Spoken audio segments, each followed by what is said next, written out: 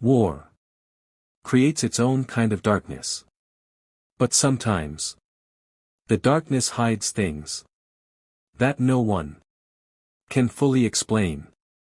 In the winter of 1944, soldiers from both the Allied forces and the German army began reporting the same thing. A tank. A single tank. Moving through the fog. Like a shadow made of steel. No engine sound. No treads grinding the earth. No smell of fuel. Just a silhouette. A massive turret. A shape that every soldier recognized instinctively. The outline of a heavy battle tank. But whenever patrols moved closer, whenever binoculars focused, whenever a shot was fired, the tank would simply vanish. Not destroyed. Not disabled. Gone. Some said it wasn't real. Some said nerves and exhaustion played tricks on their eyes. But the sightings kept coming. Different units. Different sides. Different nights. Yet the same description. A tank that moved without sound. A tank that appeared where no tank could possibly be. A tank that seemed to be watching the war from somewhere beyond it. The first witnesses called it many things. The ghost in the fog. The silent panzer. The phantom tank. But no one, no matter the uniform, could explain it. And this is where the story begins. The first detailed report came from a German patrol near the Ardennes. 6 men moving quietly through a forest, smothered in thick winter fog. They heard nothing. No engines. No artillery. No movement. Just the softness of snow beneath their boots. Then one of them stopped. He pointed toward a clearing, barely visible through the gray-white haze.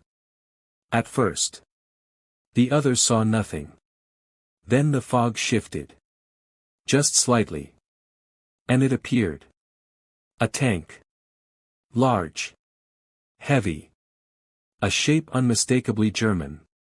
The silhouette of a Panzer IV. The patrol leader lifted his binoculars. His breath froze in the air. But the tank didn't. No exhaust. No crew. No sound. It simply stood there. As if carved out of the fog itself. The men approached slowly. Weapons ready. Nerves tight. 40 meters. 30. 20. And then a gust of wind moved across the clearing. The fog curled around the tank's outline. And it dissolved. Disappearing. Like smoke. In an open hand. The patrol ran forward. Searching. Calling out. But there were no tracks. No impressions in the snow. No sign that anything had been there at all. 6 men witnessed it.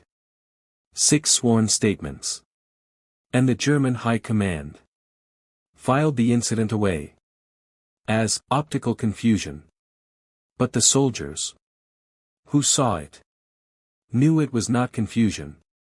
They had seen a tank that should not exist.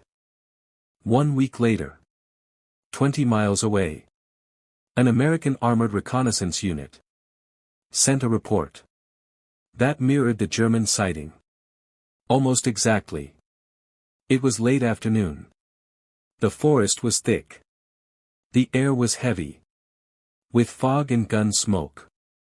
A Sherman commander named Lieutenant Harris spotted movement through the trees. A tank. Broad turret. Long gun. Wide tracks. He thought it was German. His crew prepared to fire. But something was wrong. Very wrong. The tank moved.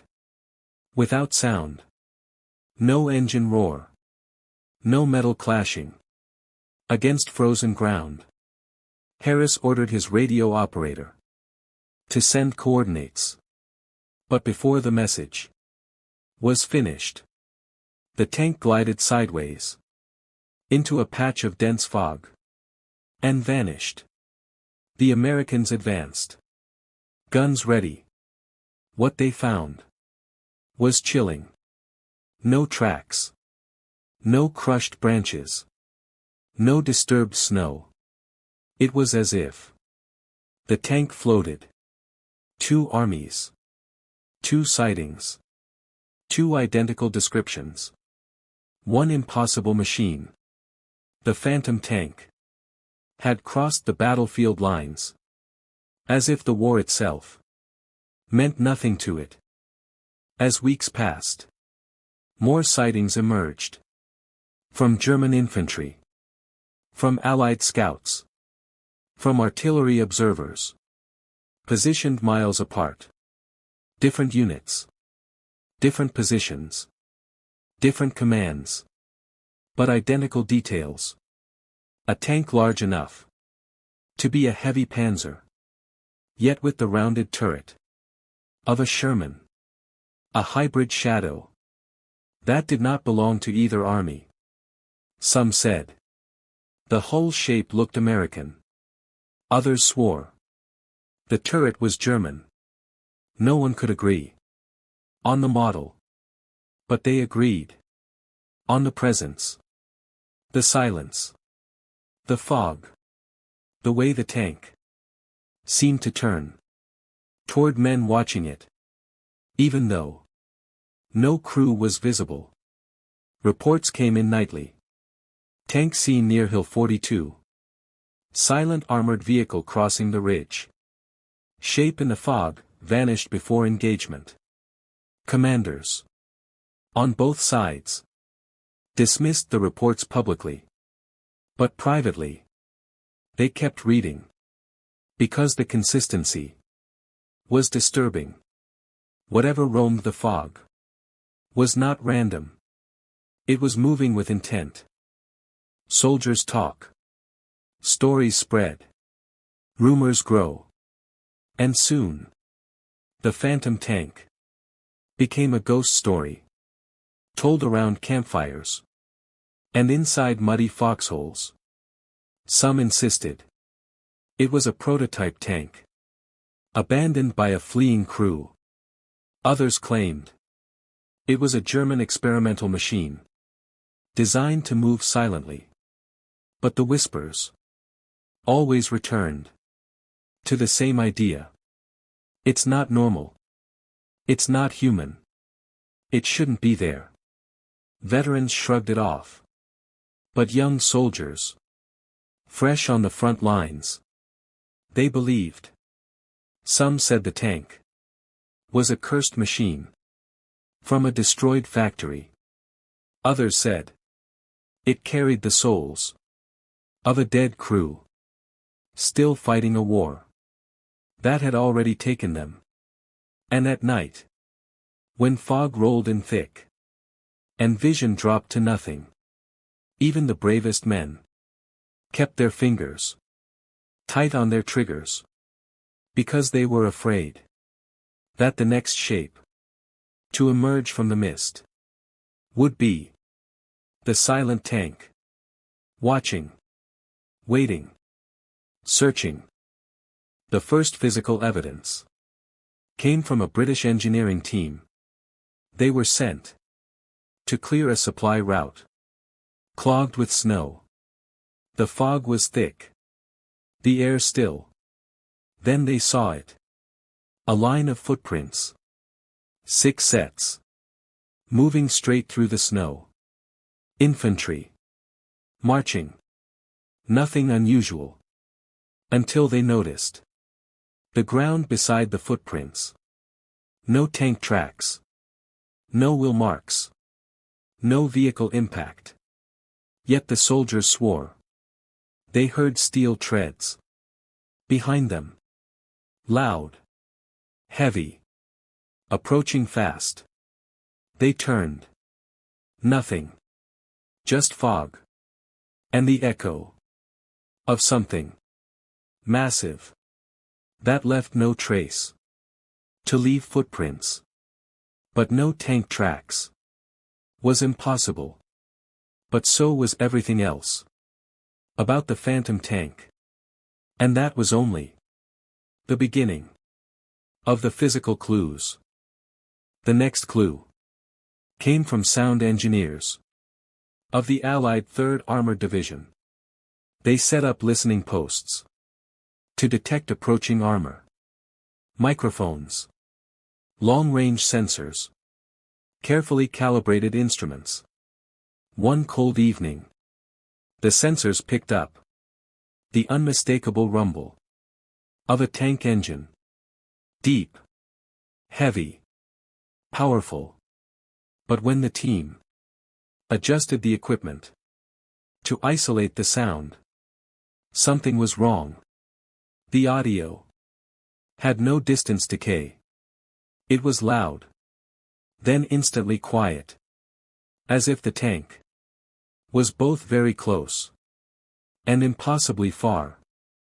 At the same time. Real engines don't behave like that. Real machines don't distort the air that way. Whatever they heard didn't follow physics. One engineer wrote. It sounded like a tank that wasn't really there. A phantom. Made of sound. And nothing else. Sightings at night could be dismissed. Fog. Shadows. Exhaustion.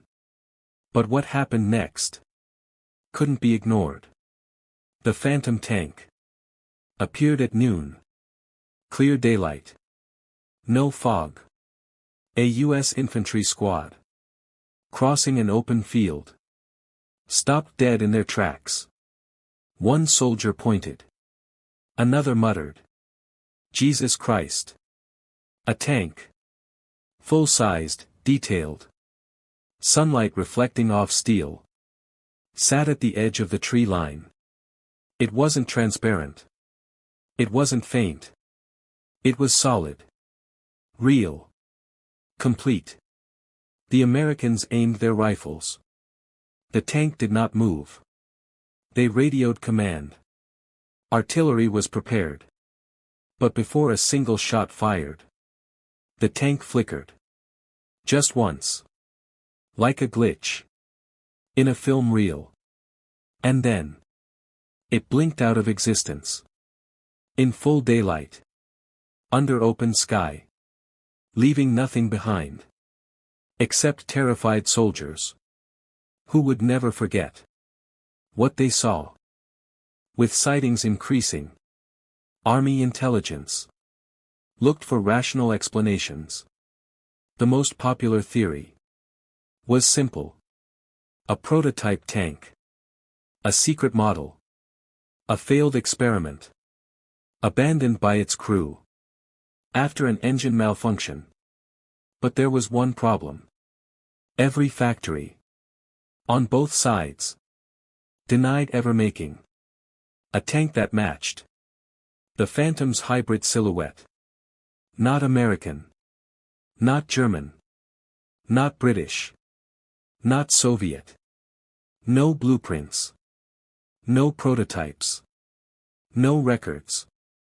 Engineers examined sketches made by eyewitnesses. Some details were German. Others were American. But many features belonged to no known tank. From any side. Almost as if the machine was built by someone who had seen tanks, but didn't fully understand how they worked. A machine designed by memory, by echo, by something imitating life from the outside. A British intelligence unit Found a strange map. Inside an abandoned farmhouse. During a sweep. It showed troop positions. Roads. Supply lines. But none of the symbols were standard. Tank routes were drawn into areas where tanks could never travel. Cliffs. Swamps. Dense forests. Yet those paths aligned perfectly with phantom tank sightings. As if something was moving through terrain that defied logic. One officer said, "It's like the map was drawn by something that didn't understand the limitations of machines." The map had no signature, no owner, no origin. It didn't match British, German, or American symbol codes. It matched only the impossible. The routes of a tank that shouldn't exist.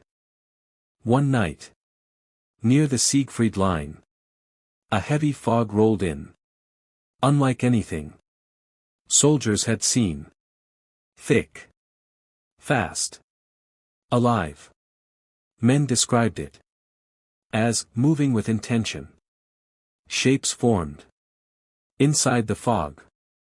Shadows. Outlines. And then the tank appeared.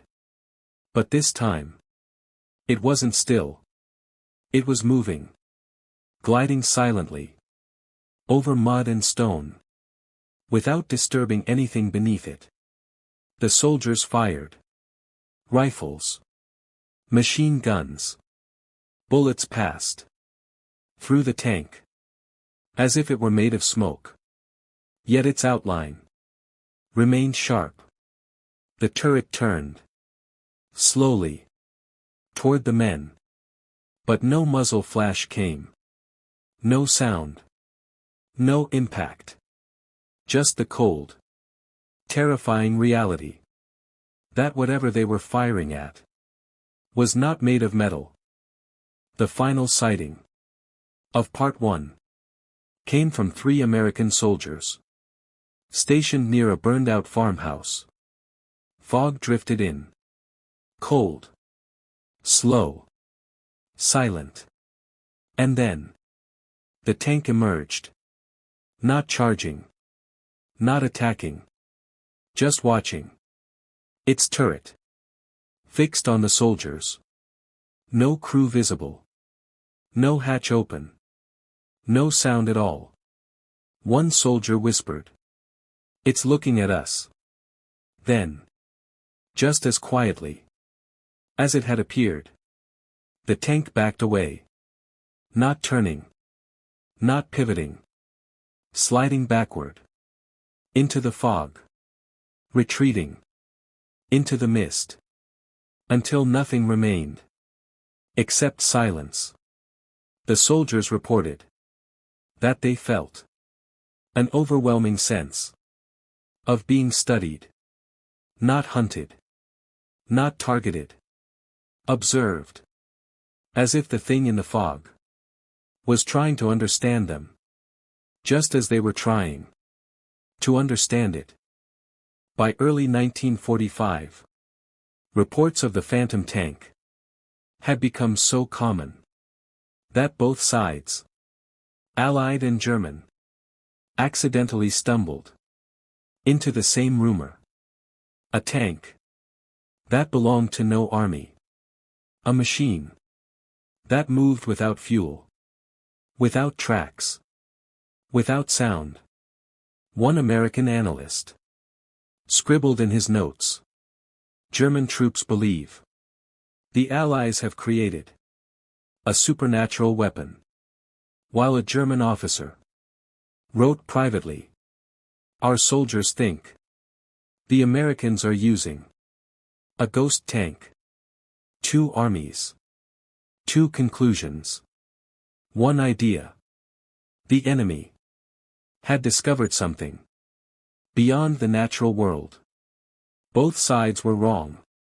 But neither side could explain why the sightings matched with such perfect detail. Same shape. Same silence. Same behavior. Reports continued. The tank appears in fog. It vanishes when approached. It observes, but does not fight. The war was filled with fear. But this fear was different. It did not come from bullets, or explosions, or advancing armor. It came from something that should not exist. Something that felt alive. Something that watched. One of the most disturbing events came from a German engineer battalion near the Siegfried Line. They had laid a carefully planned minefield designed to stop any armored breakthrough. Tripwires, pressure mines, anti-tank traps. A death zone for any vehicle. At sunrise, a guard shouted. A tank-like shape was passing through the field. Slowly. Effortlessly. Without hesitation. The engineers panicked. Explosives should have detonated. The ground should have erupted beneath its weight. But nothing happened. The machine slid across the minefield without triggering a single device. When the fog lifted, it was gone. Engineers inspected every mine, every trigger, every wire. All were untouched. All were functional. If a real tank had crossed that field, it would have been obliterated. But this one, somehow, was not bound by the rules of machines. It was as if the tank had no weight. As if it floated between worlds. In March 1945, a British soldier claimed to capture the only photograph of the Phantom tank. He had been assigned to watch the eastern ridge near a destroyed farmhouse. Fog rolled in, thick and silent. Then he saw it. He lifted his camera. Hands shaking. Lens fogging. He snapped one picture. Just one. When the fog cleared, the tank was gone. The soldier developed the photo in a makeshift darkroom. What appeared on the film was chilling. A tank silhouette, but blurred in a way that real objects do not blur. Edges warped. Light bending strangely around the shape. As if the machine were both present and absent in the same moment. British intelligence reviewed the photo. Some dismissed it as a trick of exposure. But one analyst wrote, "This does not resemble motion blur. It resembles distortion. Like photographing heat. Or a mirage. But with mass." The photo was sealed away. Not because it proved anything, but because no one wanted to ask more questions. During a brief cease in fighting, an American listening post reported something unusual. The battlefield went silent. No distant artillery. No trucks. No engines. No voices. Just silence. Then the fog rose. Thick. White. Unbroken. One operator heard a deep hum. Low. Steady. Vibrating the ground. Like a heartbeat. The fog parted. Slightly. And the Phantom tank stood in the open. Its presence killed all other sound. Birds stopped. Wind stopped. The world seemed to freeze. A soldier whispered. "It's like the tank is sucking the sound out of the air." And then the moment passed. The fog swallowed it whole. And the noise of war returned instantly. Shells. Engines. Gunfire. As if the machine carried silence with it. A silence that wasn't natural. A silence that felt alive. Most soldiers dismiss ghost stories. But the men who saw the phantom tank didn't laugh. They refused to camp near fog. They avoided valleys where sightings occurred. They carried extra flares just in case. One American described the feeling. "When it turned toward me, I felt like something was inside my head. Not attacking. Just searching." A German soldier reported. "It did not move like a machine. It moved like an animal." A British gunner wrote. "I think it was trying to understand us."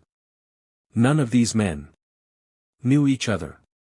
None spoke the same language. Yet their descriptions were identical. The tank didn't feel hostile.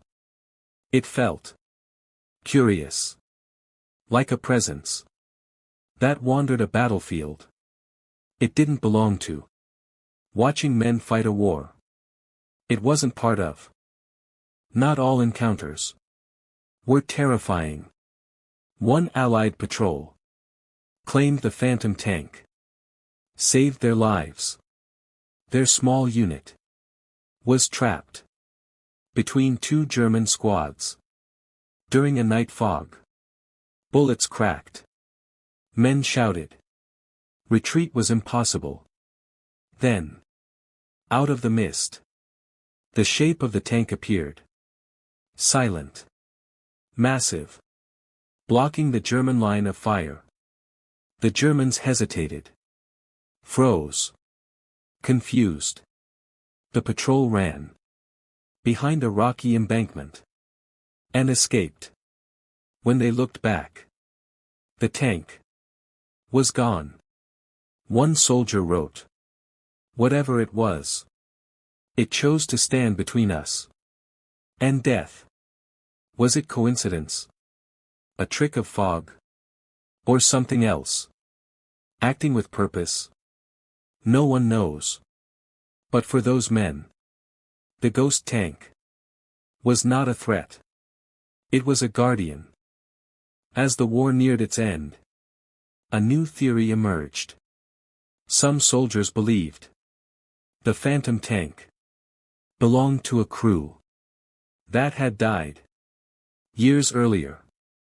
A tank destroyed in some forgotten skirmish. Its men never recovered. A machine so violently erased that it continued to repeat its last movements. Like an echo trapped in time. A British historian wrote later. Battlefields hold memory. Sometimes too much memory. Could the phantom tank be a memory? A replay of something that once existed? An imprint of violence and fear, so strong that it refused to fade?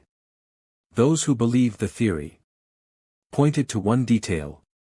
The tank never fired, never charged, never attacked. As if its crew was still living their final moments, searching for something they had lost, trying to finish a mission they never completed.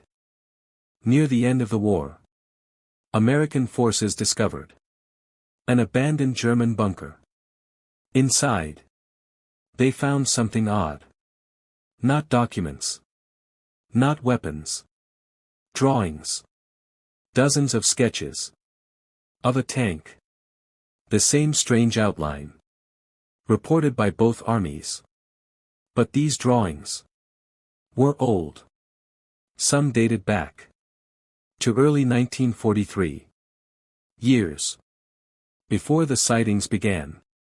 Some sketches were frantic. Scribbled as if the artist had seen something he could not comprehend. Others were precise.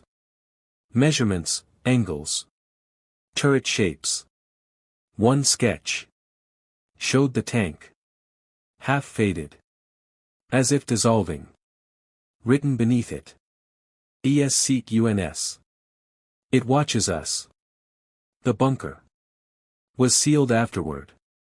Commanders did not want the drawing spreading, because if the phantom tank had been seen long before the reports, what exactly were soldiers witnessing?